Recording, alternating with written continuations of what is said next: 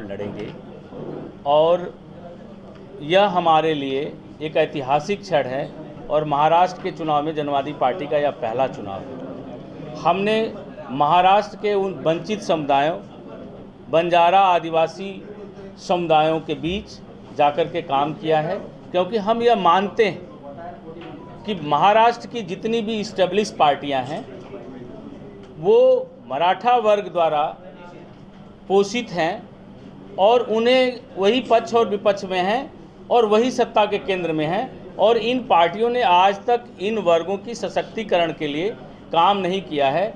इन्हें सत्ता द्वारा लगातार नज़रअंदाज किया गया है। आज अगर इन समुदाय में कोई प्रगति दिख रही है तो वो सिर्फ और सिर्फ इनकी कड़ी मेहनत है और कड़ी मेहनत है। मैं महाराष्ट्र में 91 सीटों पर चुनाव हमारी पार्टी जनवादी पार्टी लड़ेगी।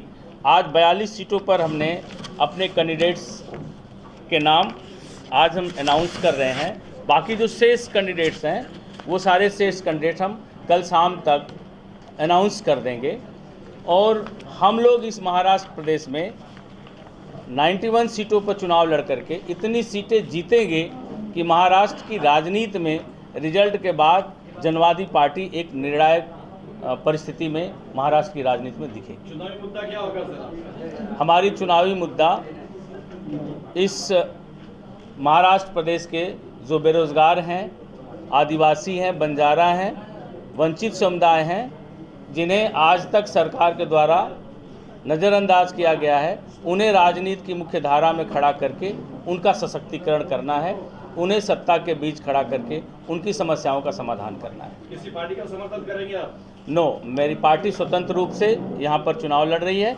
हमारा किसी से गठबंधन नहीं है और चुनाव बाद भी हमारा किसी से कोई गठबंधन नहीं रहेगा। महाराष्ट्र में मराठा समाज के कितने उम्मीदवार को आपने ये किया है? अभी हमारे 91 की लिस्ट में मराठा समुदाय से कोई नाम नहीं है, लेकिन हम लोगों ने ये तय किया है कि 91 के बाद जो भी प्रयास है, अभी बातचीत चल रही है, कुछ लोग हमारी उम्मीदवारी में भी मराठा समुदाय से भी होंगे। ये हमारा चूँकि केंद्रीय विषय है, हम उस कम्युनिटी से आते हैं और उस कम्युनिटी के दुख दर्द को हमने देखा है, सरकार द्वारा बराबर उपेक्षाओं को देखा है। हम यवतमाल गए थे, भारत की आर्थिक राजधानी है और ये प्रदेश के सूचकांक से विकास, भारत के सूचकांक का विकास नापा जाता है और इसी प्रदेश में एक ऐसा ज़िला है यवतमाल जहाँ सबसे ज़्यादा किसान आत्महत्या, देश में सबसे ज़्यादा आत्महत्या करने वाला ज़िला अगर कोई है तो वो महाराष्ट्र में।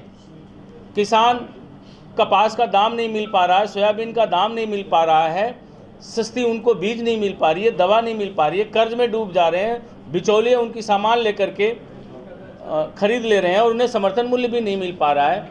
तो निश्चित तौर पर सरकार इन वंचित समुदाय जो खेती से भी जुड़े हुए हैं इनको नज़रअंदाज किया है और इन समुदायों को सशक्तिकरण करने के लिए हमने मजबूती से इनके बीच काम करके इन्हीं वर्गों से हमने कैंडिडेट खड़ा किया। सर, आपकी पार्टी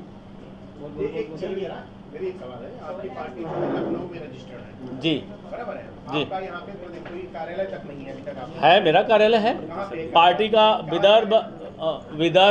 विदर्भ क्षेत्र का कार्यालय हमने पूसद में इस्टेब्लिश कर रखा है, क्षेत्रीय कार्यालय, जहाँ से हम लगातार काम कर रहे थे आसपास के 10 जनपदों में, और हम बहुत जल्द ही महाराष्ट्र में, यहाँ मुंबई में भी हम अपना स्टेट कार्यालय हेड ऑफिस खोलेंगे।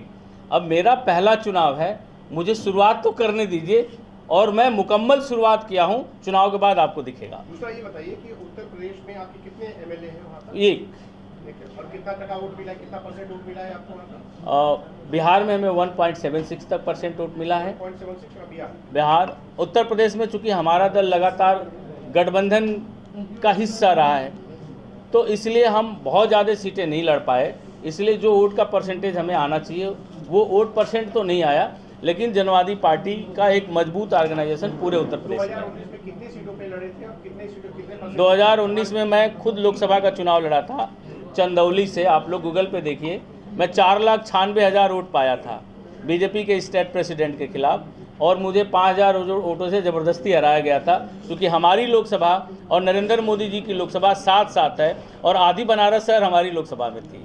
पिछले विधानसभा में उत्तर प्रदेश में कितनी सीटों पे लड़े थे?